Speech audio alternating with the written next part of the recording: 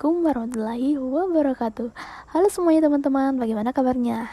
Nah, hari ini saya akan menjelaskan bagaimana sih cara membuat jurnal umum pada perusahaan dagang. Nah, langsung saja. Nah, di sebelah kiri saya sudah ada contoh kasus 4. Dan di sebelah kanan ada kolom-kolom jurnal umum yang sudah saya buat. Langsung saja kita lihat pada tanggal 1 pada bulan Mei. 1 Mei, membeli barang dagang dari perusahaan Indah seharga 16 juta ribu rupiah secara tunai. Dalam pembelian tersebut, perusahaan juga membayar biaya angkut sebesar 800 ribu rupiah. Perusahaan dagang otomatis, persediaan barang dagang otomatis bertambah.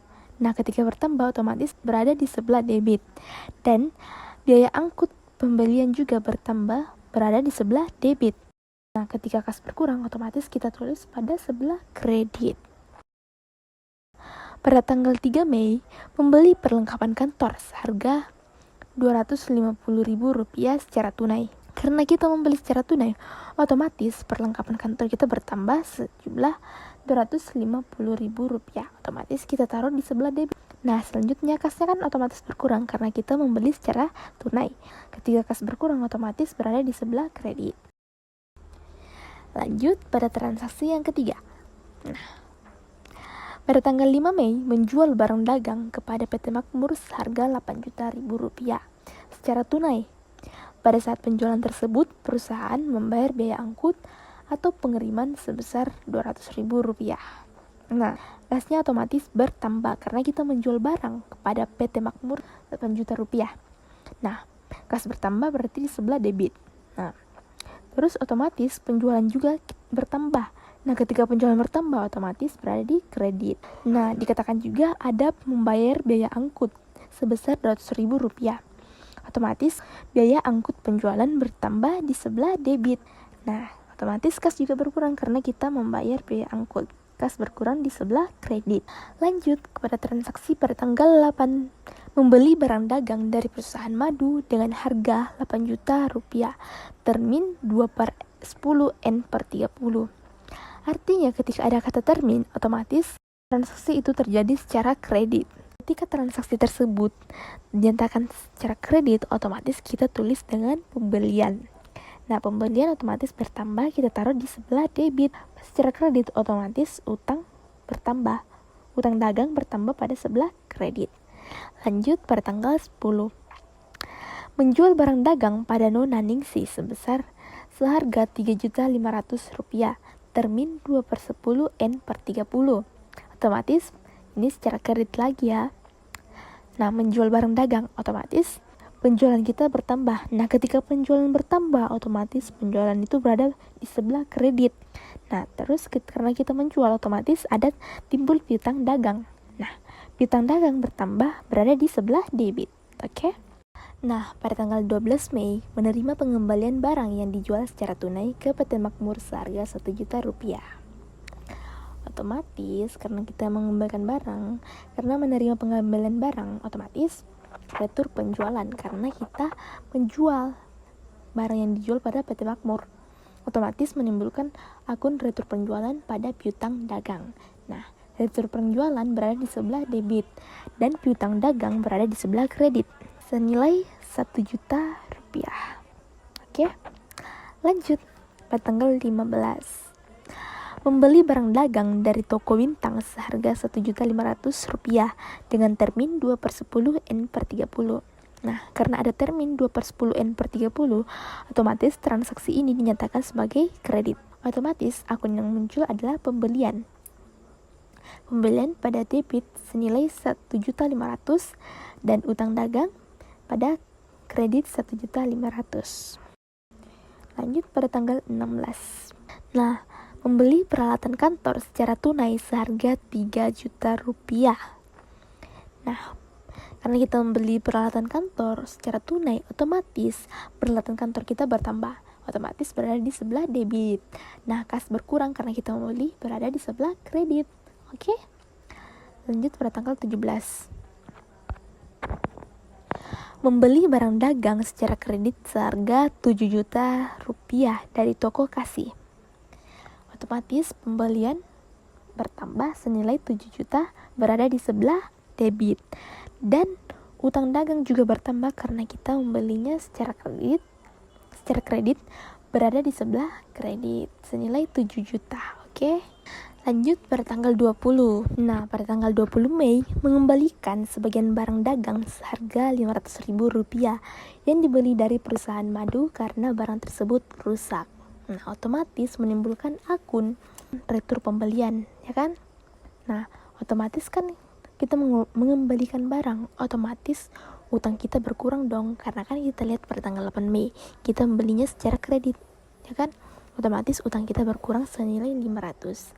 Karena utang dagang kita berkurang, maka berada di sebelah debit dan retur pembelian bertambah karena kita mengembalikan barang pembelian kita, berada di sebelah kredit senilai 500.000. Oke. Lanjut pada tanggal 25, membayar utang kepada perusahaan madu yang timbul dari transaksi tanggal 8 Mei. Nah, kita lihat pada tanggal 8 Mei, membeli barang dagang dari perusahaan madu dengan harga Rp8 juta termin 2/10 N/30. Artinya 2/10 artinya jika kita membayar utang kita dimulai dari transaksi pada tanggal 8 Mei, yaitu kurang lebih dari 10 hari atau pas 10 hari, maka kita akan mendapatkan diskon senilai 2%. Namun karena kita membayarnya pada tanggal 25 Mei, otomatis diskonnya sudah hangus karena sudah lebih dari 10 hari. Sehingga menimbulkan akun utang dagang berkurang pada kas berkurang, ya kan? Kenapa utang dagang kita berkurang senilai 7.500.000? Karena dilihat karena pada tanggal 20 kita mengembalikan barang senilai Rp500.000, otomatis sudah terpotong utang kita senilai 500, jadi tersisa 7.500.000 karena di awal kita membeli barang dagang itu senilai Rp8 juta. Jadi kita tulis utang dagang pada debit senilai 7.500.000 dan kas pada kredit 7.500.000. Nah, lanjut pada transaksi 28 Mei. Nah, menerima kas dari Nona Ningsi atas penjualan yang dilakukan perusahaan pada tanggal 10 Mei. Kita lihat pada tanggal 10 Mei di bagian atas. Nah, menjual barang kepada Nona Ningsi seharga 3.500.000 termin 2/10 N/30. Nah, artinya jika dia membayar atau melunasi utangnya kurang lebih 10 hari, maka mendapatkan diskon 2%. Tapi karena dia membayar pada tanggal 28, otomatis diskonnya sudah hangus karena sudah melebihi dari 10 hari. Otomatis memunculkan akun kas yang bertambah berada di sebelah debit senilai 3.500.000. Piutang dagang berkurang berada di kredit senilai 3.500.000. Pada tanggal 30 Mei mencatat biaya gaji bulan Mei sebesar 1.500.000 yang akan dibayar oleh perusahaan pada tanggal 1 Juni 2006. Nah, otomatis akunnya adalah beban gaji pada utang gaji. Nah, beban gaji berada di sebelah debit karena kita yang membayar gaji senilai 1.500.000. Dan otomatis utang gaji kita kan bertambah karena akan dibayar pada tanggal 1 Juni, yaitu berada di sebelah kredit sebesar 1.500.000. Lanjut masih pada tanggal 30 Mei, membayar rekening air, listrik, dan telepon untuk bulan Mei 2006 sebesar Rp500.000. Nah, otomatis beban rekening air, listrik, dan telepon berada di sebelah debit sebesar Rp500 pada kas. Otomatis kas berkurang. Nah, ketika kas berkurang, otomatis berada di sebelah kredit sebesar Rp500.000. Nah, yang pada transaksi terakhir 31 Mei menerima kas atas pendapatan bunga sebesar Rp250.000.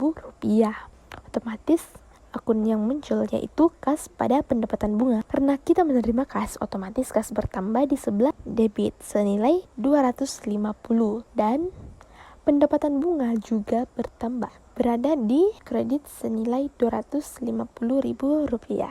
Nah, jika semua transaksi sudah selesai, maka langkah selanjutnya yaitu menjumlah debit dan menjumlah kredit. Nah, jika jumlah debit dan kredit sudah balance atau seimbang, maka sudah dinyatakan betul atau benar. Nah, di sini saya sudah menjumlah dari debitnya. Debit berjumlah Rp63 juta dan kredit sama juga berjumlah Rp63 juta. Maka hasilnya sudah balance atau imbang. Baiklah, demikianlah penjelasan dari saya mengenai jurnal umum pada perusahaan dagang. Nah, semoga yang menonton video ini mudah dalam memahami yang apa yang saya jelaskan. Baiklah, sekian dari saya. Wassalamualaikum warahmatullahi wabarakatuh. Sampai jumpa di video selanjutnya.